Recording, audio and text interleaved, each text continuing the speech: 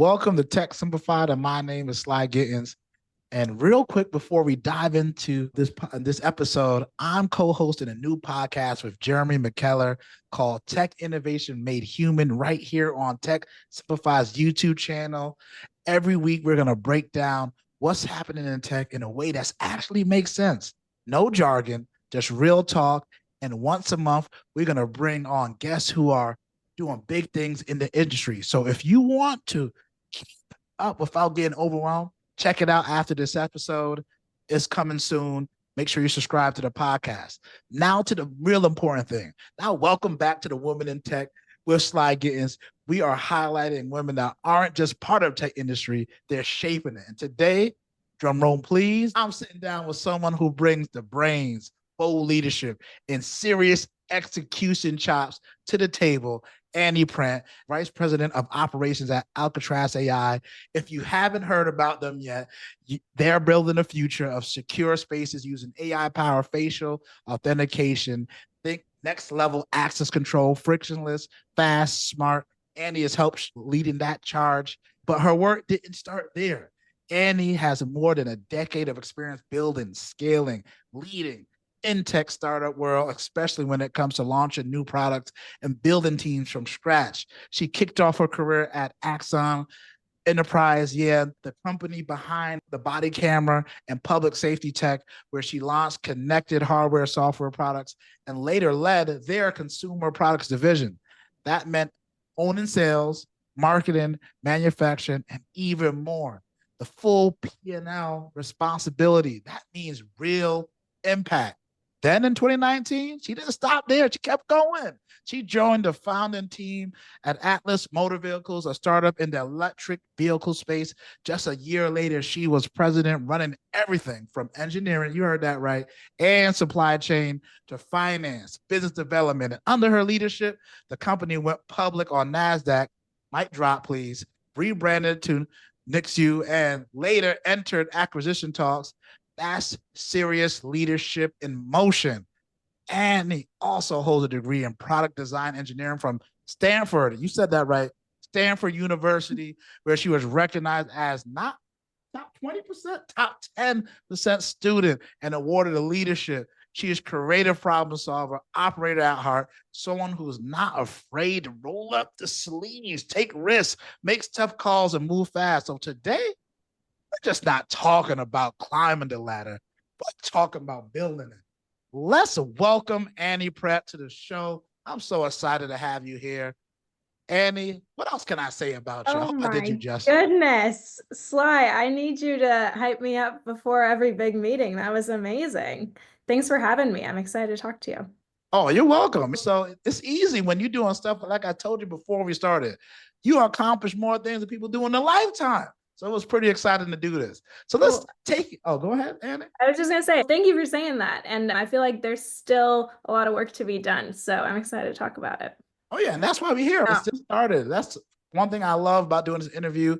It's funny how people, even though when we achieve some great feats, we just saying, hey, this is part of the journey.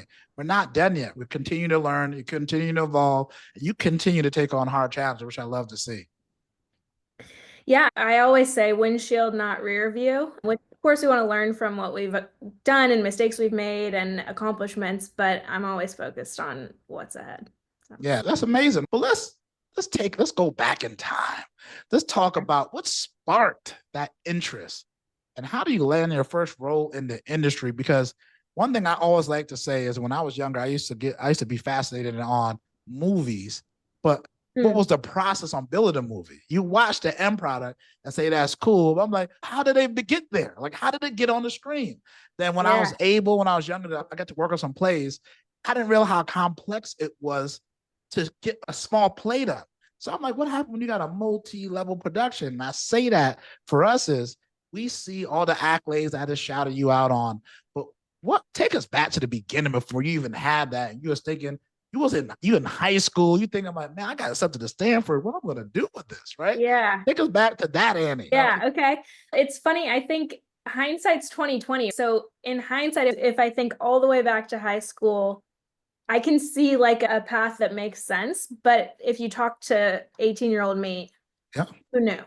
at the time, I really thought that I was going to get a degree in biomechanical engineering and I was going to work on prosthetic limbs. And I was like so focused on this.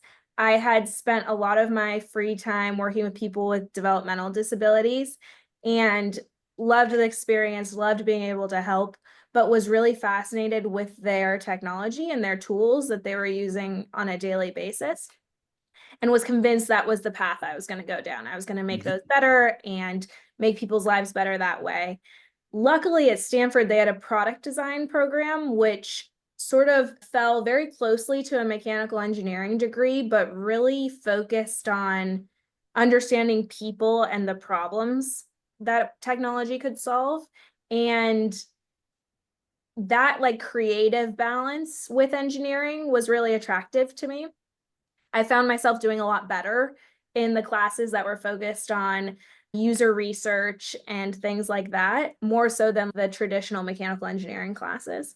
Yeah. But still, I got a degree in product design and I'm a senior in college. I'm applying to jobs. I was applying for mechanical engineering jobs, which in hindsight is like comical to me because I had no business doing that. And I wasn't having success in applying. I was like pretty discouraged, but I knew I wanted to work on cool products. And that was the way that I thought I could do that. I lucked out in that I had thrown my hat in the ring for a leadership development program, which was like a rotational program. Yeah. And at a company called Taser at the time. Yeah. My hope was I would get to do a rotation in mechanical engineering and I would prove to them that I was good enough to be a mechanical engineer, and then my career would take that path. Luckily, they rotated me through all parts of the business except for engineering because they knew better. And in that experience, I got to learn a little bit about marketing for a really cool hardware product. I got to learn about HR and recruiting. I got to learn about product management. And that's where I really found my sweet spot and realized this is where I needed to build my career, was in product management. And I got to do it at a company that had a really cool product. It wasn't a medical device. It wasn't a prosthetic limb or any tool for people to use medically, but it had the same kind of impact Yeah. in that it was hardware products that ultimately were connected to software that were able to make a huge impact on the world. And that mission and impact really motivated me and got me fired up. I didn't feel like I was buying a widget you could sell on Amazon. I was building a product that was actually impacting lives, and that was exciting. So that's how I got started. And looking back on it, there was like a theme of high impact mission, high tech hardware, and ending up in a part of the business where I felt like I could really build something. But if you would have talked to 18-year-old me, I would have been a mechanical engineer at a prosthetic limb company. It's so funny how these little micro decisions and opportunities that expose us can alter the path we go. But one thing I want to stay there, one thing I like to think about is I like the way you solve problems. And when I say that, when I go back to myself, I've always been good with computers, building them, fixing them, playing with them. Had to get gab, love talking. So I went to school. It was funny. I was an English major, switched, and then I ended up becoming a business major, focusing on IT and marketing. But sometimes my tech brain comes on, my more analytical than my marketing game. Like even one of my buddies, we created this new podcast that I promoted earlier. And I'm like, all right, this is great. We got this good product. How are we going to get it out there? So go back to you is going from like mechanical engineering. So those are different problems that you solving than what you're doing. I'm seeing throughout your career. How has that experience helped you? Because I'm realizing I've been starting reading books about physics. I never had to do that in my role. And just looking at how those solve problems, that's been helping me solve problems different in the industry. Like I go other places to solve problems where I'm at. Did that help you having that background to you all today? Did it like shape the way you think and maybe how you solve problems to give you more success? Because sometimes people, and the reason why I'm saying this, a lot of people I talk to or work with, they transitioning from different careers. They are pivoting. They're in college. They're like, my parents told me to be a pharmacist, but now I don't want to do that. I want to do something tech. And I like to show them those transitional skills. So what helped you? That's a great question. I think having an engineering background, I was always a very pragmatic person. And that is why I thought I was going to be an engineer, right? I was like, growing up, like from the very beginning, math was my jam, physics, loved it. It clicked easily for me. It just made sense. And like my brain worked in that pragmatic way. I think what I realized getting out of sort of education and then into the working world is that there's this difference in really fantastic engineers are super analytical and not as risk tolerant, not as much of a driver, not focused on getting things done and moving quickly necessarily. Usually, really strong engineers are focused on getting to the right answer. I found myself comfortable getting to the close to right answer faster and making decisions quickly and moving forward and having speed as my like edge, right? Yeah. And so I think that naturally landed me in product management. And every role I've found in every new role, you realize something about yourself, and then that sets you up to make decisions on where you're going next. So, like from engineer to then product, I realized, okay, I'm actually a driver. I like to move fast. I am comfortable taking risks with enough data to be comfortable with that. I work really well with people and am good at managing a team to move to a schedule without being perceived as this negative person, Yeah. and people like working with me. So I like learned that about myself. And then my next role was there was this opportunity to run the consumer products group at Axon. And I knew that those things that I was good at as a product manager would make me good at that job, but I had a lot to learn still. And so that was exciting to me. The Yeah. opportunity to expand was cool. When I made that transition, I learned about myself that I am also capable, and it took me a while to figure this out, but capable of zooming out and seeing the business as a whole and prioritizing. And so that meant sales and marketing and supply chain and customer service and all these things. You could get lost and have a full-time job doing all of them, or you could figure out what the most important thing is and then drive on that. And so that role then made me realize I was capable of having that level of prioritization across a wider scope. Oh, that's great. I see. I loved how So, you zoomed in and out, right, with if your decision making. So you talked about, I think, being to see the bigger picture, right? So you was able to see the holistic view. Like you used to be down building things, right? You can do those skills. You realize, all right, well, that means I'm methodical. I can make decisions. But also I realized maybe I don't want to be in the weeds all day because I still right. make decisions pretty quickly. Where I see some people like to stay there, which is fine. But for me, I could add that on to my tool set. It seemed like you kept adding tools to your tool belt as you kept going forward and realizing like, all right, this is an opportunity, scary, but I think I can do it. But I also Yeah. realized, like a book I read, what got me here won't get me there. There's a lot of stuff I need to learn to add Mhm. on there. So question when you said that is, did you just start learning and reading more books? Did you shadow people? Did you hire mentors or coaches? And the reason why I asked that, because people get stuck there. So I'll give you an example. Yeah. For me, I went from tech support when I came out of school. I was a network engineer, hated it. I like people more than I like being with the inside of data centers. They were like, why Yeah. are you demoting yourself? I'm like, I don't know. I like people, right? But I Yeah. realized in that first year, I can't just follow a script. Like I got to make it better, try to make it better. And tech support was one for me. So I left and went to sales. Did really good at sales, killed it. But then I get bored. I was like, so I got to hit this number again. But why? What's the why behind this? I could hit more. So I did something else. But I kept bouncing back and forth, trying things. But when I ended up switching to product marketing because I didn't know that was a job career I could do. I guess I just didn't Yeah. see. I wasn't aware of that. And then I did. I'm like, oh, this is great. So I ended up switching from an individual contributor to a director. But what you did, I realized I had the skills to do it, but I didn't think fast enough on what skills I needed to be successful as a director from an individual contributor. I should Mhm. have done there is why didn't I have a coach? I had a whole bunch of mentors before. I was Yeah. reading books, but in the startup world, I went from a large, mature company to a startup. That's like Usain Bolt going against someone in high school. The speed is just Yeah. different. It's like Yeah. this is completely different. So what I Yeah. would have done different would have got a coach then. But I wanted, what did you do to One thing I'm reading when I meet successful executives, they make decisions, but they don't lose speed when they made a decision. They still kept running Mm. fast while they took it on so they could get new opportunities. So what helped Yeah. you do that? I think early in my career, I was lucky enough to have one manager. So I talked about this rotational program. Yep. During that, it was like every 3 or 4 months, you would rotate to a different role, different project within the company, and you'd get a new manager. And so in my first year of work outside of college, I had 3 or 4 managers. And I lucked out in that I had a fantastic manager when I landed in product. And he was someone who hadn't built a career in product. He'd actually built a career in operations, and he landed in this product leadership role.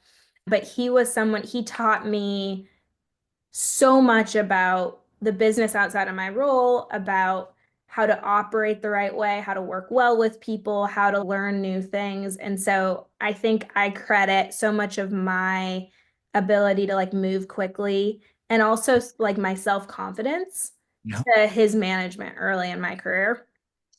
When I then moved to the new role that was running the consumer products group, and it was a much bigger scope, I had a like team of mentors that had signed up and said they were going to help me out. And they were executives at the company and they were incredibly generous with their time. And so I had access to financial leaders and marketing leaders and sales leaders and operations leaders who were all there to support me and give me advice and point me in the right direction. So it was super lucky. I'm really grateful for that.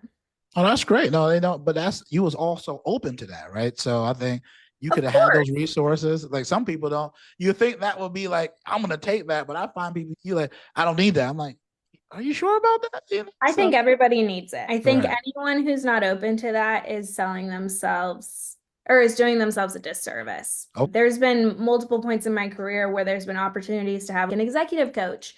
And I've had peers who've said, oh, I don't have time for that, or I don't need that. And I'm a big believer in the growth mindset. I think everyone needs it. I think yeah. we're all going to keep getting better if we want to.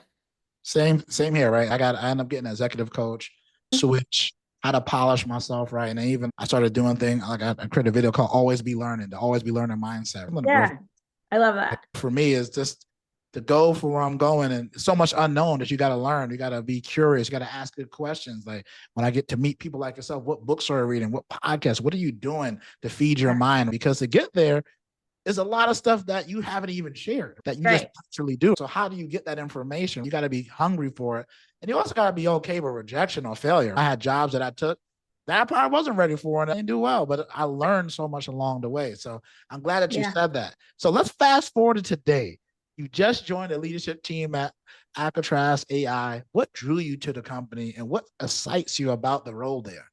It's an incredible company. I think what drew me to them initially was before this was part of the founding team of my own company, my own startup, and we had a wild ride and a lot of highs and a lot of lows. And I made a list of what I wanted next. And one of those things was a manager. So at my last company, I was it, right? I had my co-founder who's an awesome partner in building our company, but I wanted someone who was going to teach me more because I still feel like I have so much to learn in my career. And so when I met Tina, our CEO, I was really excited about the opportunity to learn from her. I was also really excited about the dynamic between her. So she's our CEO, and then our founder is our Chief Technology Officer. And they could not be more different. Tina has an incredibly impressive career in the security industry. She knows the industry really well. She is what you would consider a rock solid business person. And then Vince, our CTO and founder, is a dreamer and has this huge vision and incredibly sharp, but a startup guy, right? And so I have worked with both types of people in my career. You get so much from working with each, but the combination of the two, I think was really exciting in a startup because it's a startup that has the magic of a founder led company and the setup for scale and Yeah. success that comes with a really seasoned business veteran at the helm. So I That's was great. excited about them. Yeah. That's awesome. So again, you go back to having that coach, right? You've been the Hmm. leader. You did that for her, but now you didn't shy away from say, you know what could a really good manager, a leader help me learn? Where can I grow? See, that's what the growth Yeah. mindset. You can tell is bleeding through you right now. So I love that. And I try to share that on the podcast. So if you're listening, if you're stuck, just try to see who can you talk to. Use LinkedIn. Reach out. Try to find someone that you can connect with, whether if you're in a job, if you're in school, a professor, maybe an alumni, anywhere, right? If you're in a job, reach out to a skip level or someone above you so you can reach out to them. Because most of the times when I've done that, I was able to get on the calendar. Sometimes you even get a mentor. Sometimes you get some advice. Maybe they have an executive coach or they have something or they have a program that they're working on that now they can put you a part of. So I love that you share that. So I one would thing add, just really quickly, I would add too that I think sometimes if you get high enough in your career, there's an element of being afraid to move backwards or to let ego get in the way of some opportunities. So I think it would have been possible that coming out of doing my own company and running my own company, I could have said, I'm not going to work for anyone else ever again because I've moved past that. But I think letting ego get in the way really limits your ability to keep growing and learning. I agree. Like I even had to realize like sometimes when I was building out the channel, building out the brand, I could take it so far, right? And then I had a few buddies like Sly, man, you need to make some changes on the tech stack. Sly, man, you got to make some changes on how you're marketing. And I'm like, all right, cool, let's do it. And I Yeah. had to let the ego down and say, and then now I'm starting to see the stuff we're creating and it's better. So like I'm glad that I was able to bring the ego down and say, let's embrace it, that you're gonna have specialists in those areas. I love that you said that. So with all that experience, I imagine you had to have your share of tough lessons. So what was the hardest lesson you had to learn in the workplace? And how did it shape you as a leader? Oh gosh, this is an easy one. We actually talked about it a little bit before we started today, Sly. This concept of not everything is in your control Yeah. was a really hard lesson for me to learn. I mean, there are probably dozens of examples in my career where it's been true and been resulted in like pretty significant obstacles or challenges. But I think coming to the realization and the acceptance that you can only do your best. And sometimes that's not good enough because of things outside of your control is a really hard lesson to learn, especially for someone who prides themselves on being the like make it happen girl, right? I don't take no for an answer. I always find a way. And that's the startup way. That's how businesses get built. And that resilience is really important. And sometimes there are things outside of your control and not letting them slow you down in terms of confidence or not letting them be in too much of a setback, I think is a really hard lesson to learn. Yeah, I think that's tough, especially someone who has experienced consistent success and frequently. So now when you hit that step back, you're like, how do I keep moving forward? How do you keep Yeah. going? And sometimes I realize it's a decision that was made that you wasn't in the room for that affected you that had nothing to do with your performance. Sure. Yeah. And you're seeing that now in the workforce now with so many layoffs and things that's happening. People who are skilled are losing roles. And I talk to a lot of people and you can see, man, what did I do? I'm like, be honest, might be nothing. What you could Yeah. have probably done, what you could have controlled is never stop networking, never Yeah. stop Please learning, do. never stop looking. I'm not saying you're looking for new roles, but never stop being interested in where's the market going, how's it changing, is your Yeah. skill still marketable? Because one thing in tech I realized early on is you could be I remember one of the guys was like the king of HP blade servers, and then next thing you know, VMware came out, and then he wasn't the king anymore. Then cloud came out. Then you got to keep rebuilding yourself, reskilling yourself. Yeah. I'm glad that you said that. And one thing as a leader, I know you got a crazy pedigree. You went to Stanford, you started your own company, you led companies. It's sometimes people like, of course, Logis is vessel. We see her background, like we can't relate to her. But something I know has talking with a lot of CEOs, a lot of founders, there's a lot of high performances. They deal with imposter syndromes, right? So, Hmm. how did it show up in your journey, especially in your leadership role? And to be honest, in the male dominated spaces, like Yeah. How did you handle those moments of self-doubt? Because I think sometimes when people see Annie, man, she's tough, like a rhinoceros, man. She ain't worried about none of this. Can you be real with us? Have you experienced anything? Like, how did you handle it? 100%. I think imposter syndrome has been consistent throughout my entire career.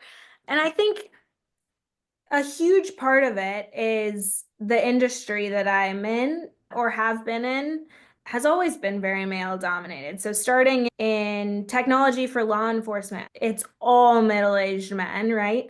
And then I moved to an electric vehicle company where really we were very techy and it was a pretty diverse group, but the investors and the stakeholders that we were pitching to constantly to be able to build the company, Yeah. we're not used to seeing people like me in the role I was in. And then now in access control and like physical security, again, it's a lot of middle-aged men. And so I think there's an element of that. There's also an element of I have always been a little self-conscious about being like the young, smiley woman in the room. But I don't know. I think I benefited from having managers who really believed in me and helped me try and reframe and see that as my edge. And so I've leaned into it and just accepted that I'm always going to be the different one. And so I might as well be the most successful, the most impactful, the most genuinely myself version because I'm never going to fit in, if Yeah. that makes sense. That makes perfect sense. You want to be the most authentic you, right? Yeah. You might as well be you, not try to be something different. Like similar for me, like I joke. Yeah. I'm a joker. I like to have fun. I work hard too, right? So, but I know for me, I'm just if you want the formal person all the time, you're just not getting that with me. You're gonna Yeah. get results. You don't get it Yeah. done, but I'm gonna joke around the way. We're gonna have some fun, right, while we do it, and then we're gonna take risks. We're gonna have some fun. And I realize that certain things, like I'm not changing that a part of me. And of course, there's times if you got a major deal, you got something, you have to be a little bit more serious. But most of the Sure. time, no, life's too short. But I found myself to be authentic to myself, be who I am. And I find people, and when you work in corporate America, it's just really bureaucratic almost, where you have to play the game. And I don't oh, like that, but I suppose it's true. it's true. So I still be myself. Like that's what I do, man. I like to create things. That's why Yeah. I got Tech Simplified, do the other things, just because I know I can't stop creating. That's what I like to do. I like to build. I like to share. I like to Mhm. build communities. I like to engage. I like to learn. Right. So this is all Yeah. different ways to do those things. There's a legitimacy that comes with getting some wins too. So I Yeah. think in the beginning, you show up as yourself, you do your best, and are aware that you don't really fit in. That's really tricky. But as soon as you get some wins and prove you got it going on, Yeah. uh, I think then there's a moment where your differences become a strength and it starts to get recognized by peers at least, Yeah. which helps tamper the imposter syndrome a little bit. Yeah. And that's It's true, hard. right? It's small wins, like Yeah. digestible wins. I tell my interns or my mentees, I'm like, what's some little wins you could get every single day? Build that momentum because it's Love like a that. snowball. They're like, oh, Sly, you got 70,000 followers, but did you see for the first 5 to 6 years, I had 300? I had 2 views.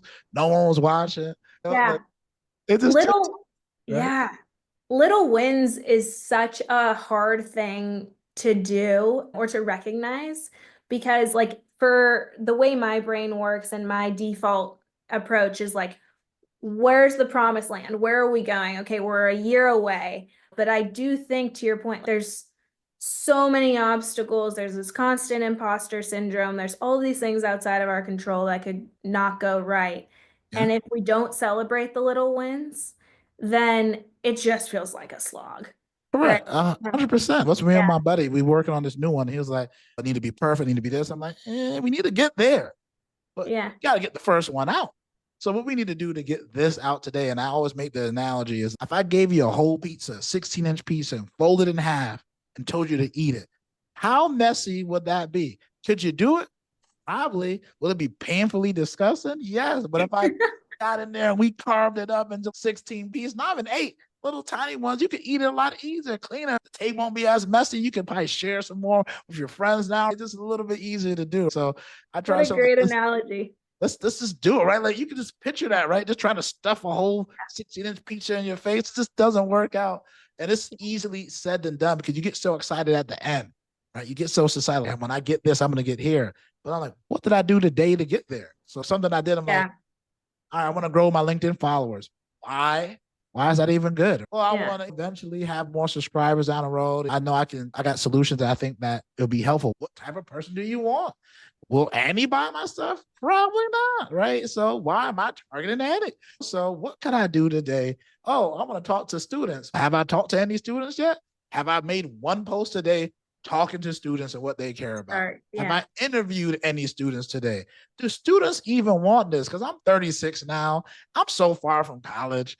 Do they even want what I'm giving them? Can they get this for free? Like, maybe I should go talk to them, right? Let me go Yeah, down just to the start, right? and I just went down and started doing these things. And then even with a woman in tech, I went to some of the ladies I know. Can I do this? I'm a woman at that podcast. Is that no to do? If I do, how do I do it? Not to make it sound about me. Then I went and just talked to everybody first. So I think at my last company, we had this like mantra that progress was our product because yeah, we were pre-revenue for so long. And so we just needed to make progress. And having the North Star of where we were going was so important. But how we were going to get there, we didn't really know because we had to learn so much still. And so, to your point, it was like we needed to just start. And then once you start, you learn, and there's decision points, and you make those decisions to ultimately get to the North Star. But to have this 4-year plan yeah, didn't make sense because it wasn't going to go that way, right? yeah, We didn't know enough. We needed to learn and iterate and constantly be reevaluating. Okay, what's the plan now? What's the plan now? What's the plan now? correct. Yeah, and I even tell that with some of the people, if you bring it down to someone getting a new job, I should do 30, 60, 90-day plans. But in the Mhm. startup, 90 days could be completely different. So I'm like, I do 15, 30, 45-day plans. In 15 Love it. days, then my assumptions, I didn't learn that. I learned it from my mistake. 15, my assumptions were no longer relevant. So I was going off a bad data from 15 days to 30 days. I thought I was supposed to be doing was not what I was supposed to be doing. I mean, there are companies that are much more mature that have the ability to see years in advance. That's a different machine than a Correct. startup. My Alcatraz right now, like really quarter at a time, I believe, Yeah. is what we should be thinking about because we learned so much changes in a quarter. To be able Correct. to talk about what's going to happen in 2 years just isn't realistic. Yeah.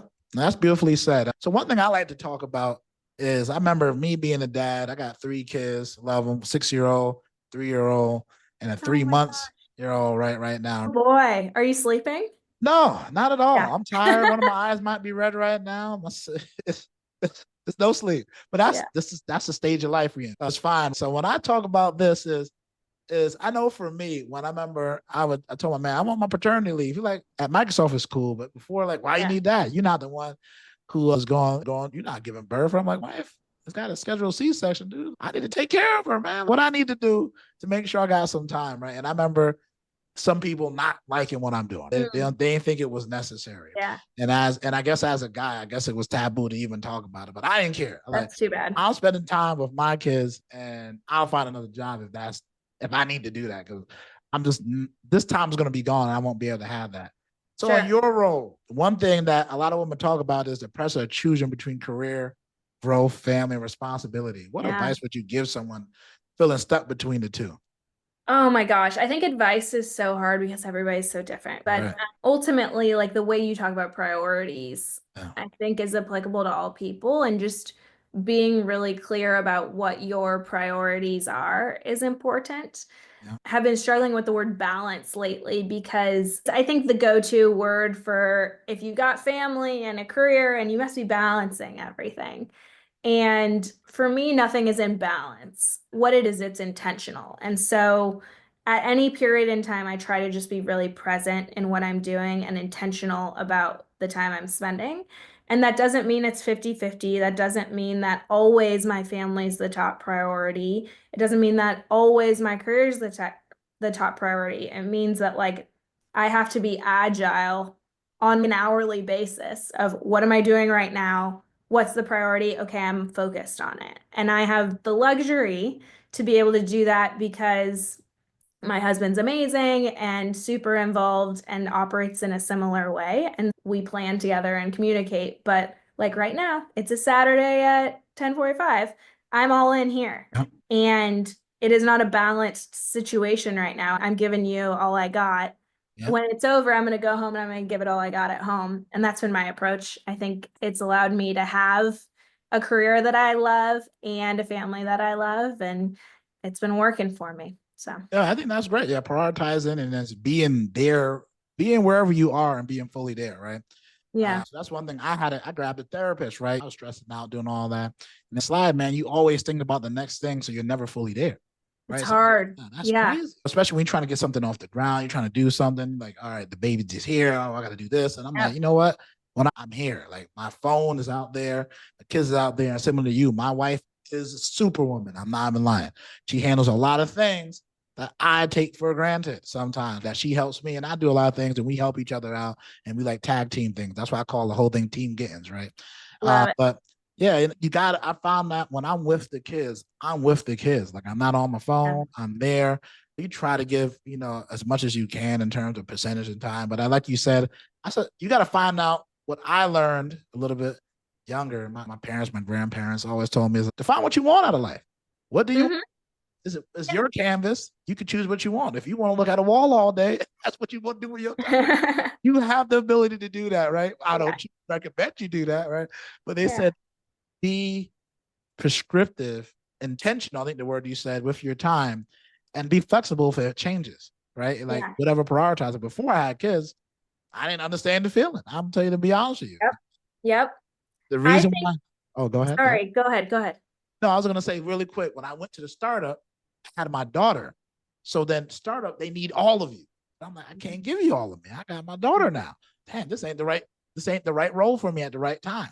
So of course I can't be successful. So I just left. They didn't have to fire me to leave. I just knew I'm like, well, I ain't gonna be able to produce what they need. And I'm Hmm. not willing to give them what they need because it's a transaction for time. It's this business. Move back to a bigger company where you got the time, you get the time off, you get the DTO is a little bit slower. You can handle that for that time of that season in my life. So that's all I was Sure. saying. But you got to be honest with yourself. I wish I was on. I didn't know what I was going to feel because for me, everyone says that you feel different. I did. Like I can't. It's cheesy, but it did. So for me, it was just so different.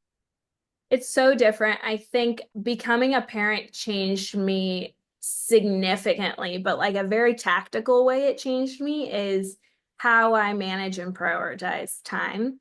So my daughter, she's 2.5 now. She was born in August of 2022. Yeah. My company went public in September of 2022. So the timing could not have been worse. But Yep. it was largely out of our control, both when she was born and when we went public. The way we did it was a pretty unconventional way and required a lot of collaboration with the SEC and NASDAQ. And we didn't get to pick when it was happening. They basically Yeah. said they knew we wanted it to happen. We got all our ducks in a row for it to happen. And then there was a waiting period, and then it was go time. And so I had a 6 week old and it was go time. It at in that moment, it just came down to okay, how do we pull it all off? Because I have two babies. I've got my company Yeah. and I've got my daughter, and both of them need me. And so there were times where there was overlap. Like she came with us to ring the bell, the opening bell at NASDAQ. And that's just what had to happen to pull it off. So I think it can't always be black and white either. There are probably times where there's overlap, and for me to be able to have both, like those situations had to mesh. And like my daughter's been in board meetings, right? Like it's just Yeah. part of making it all work. But Yeah. I have found myself around time management being really intentional about time. So when meetings go over because they're poorly managed, like I don't have a lot of patience for it. My coworkers then are burdened with me not having a lot of patience for things like that. But Yeah. ultimately, I think it makes me a better operator. Right. I think you also internally, right? Because those decisions that when you go over, now it's affecting you personally. Now you feel bad about not giving that full self behind you. So I think it's just clarity up front. I think I've learned that now. When I was younger, when I was a young student and I would talk to someone like you, like, so I got to go. I got the kids at home. Not understanding that at 22, 23, you got 5 more minutes. You don't, like, you need that 5 minutes at home, that time in the car talking to my kids, your daughter, right? You need that time. I think one thing is that I'm learning that I got better because I love to help is boundaries, right? You got to set them. You lose what's important to you. I think what you're saying is you set the boundaries. It might be tough to deal with those boundaries, but for you, that's important. But one thing I love as a parent is I do the same thing. Like, I wish I ring the bell. That got to be a cool picture to have your daughter there. We ring the bell. That's like an amazing moment. In the boardroom, she already sees what she can achieve already. That's what I try to do with my daughter, what I do here and why I do things. And what, like, when I bought my first house, my daughter was there. My wife signed the papers. We all there, right? When we had it, my son knows when I got to go talk to contractors or something for the rental properties I own, we do that. Or if I'm a video come out, Dad, why you got all these cameras and stuff? This is how we doing it. This is the goal. So they can see what is possible, whether they want to do that or not, up to them. But I think the exposure you're doing is pretty awesome too. So when you're setting an example for them of, look, like dad cares about building something and he's working really hard, and look at it grow. Like, how amazing for them to get to watch you do that. Yeah, it's cool. And they get to see. I have my niece reach out to me, Sly. I love the woman in tech. I've been watching it. I want to do computers now. I want to do this. I'm seeing this. I'm like, oh, this is awesome. Like, what you need, I can get you anything you want. Let me know what you need. So that was great. But I know we're getting close to the end. So before we wrap up, what message would you like to share with the women and men listening right now who are navigating through their own past, trying to grow and still figuring it out? Oh my gosh, I would just say it's really important to know yourself, know exactly what it is you're hoping to get out of whatever it is you're doing. So being really intentional, and then be open to learning. Don't get in your own way. I think if you're intentional, you know what you want, and you're willing to push yourself outside of your sort of comfort zone and keep learning, then there's no limit. Yeah. And last thing, 2 books that you would share with everybody. Like 2 books. Sly, I don't read much. Okay. But I'm a big podcast nerd. 2 podcasts. Answer. Huh? I listen to the Acquired podcast. Okay. Yeah. Do you listen to those? I have not. I'm gonna add it right now, though. Okay. Yep. Listen to them. They're really long form stories about different tech companies, and not always tech, but largely tech. So there'll be 3 or 4 hours going into sort of the history and the story of building these like super iconic companies. Yeah. And I hang on there every word. I love them. I think learning by seeing what other companies have done is super inspiring. And every single episode, I come out of it with some new idea around culture or how we're going to build stuff or manufacturing creativity or whatever it is. So I love the Acquired series. They're on Spotify. They're awesome. Yeah. And then another series that I love, I've listened to it a few times now. They're a little old, but they still get my juices, my brain like working, is Zero to IPO is a series. It's a podcast series on Spotify too. Tells the process of building from a very early idea all the way through to IPO. Okay. And each episode, they go into a handful of examples of different companies and talk to these awesome, experienced people about the challenges and strategies that they use to get there. Great. Those are 2 heavy hitters. Thanks for sharing them. And Annie, thank you so much for keeping it real and sharing your story. And to everyone listening, if this hit home for you, make sure to subscribe, share it with someone who needs it, and check out more conversations like this on Tech Simplified's YouTube channel, or if you listen to this on Spotify, Apple Podcasts, or wherever you get it from. Make sure to subscribe and like us, and also keep the learning going and join our community in Substack. We just created a new channel there. Got a lot of great free resources and paid resources there. So one thing you need to remember, always be learning. Sly Gittins and Annie are out. Peace. Thanks, Sly.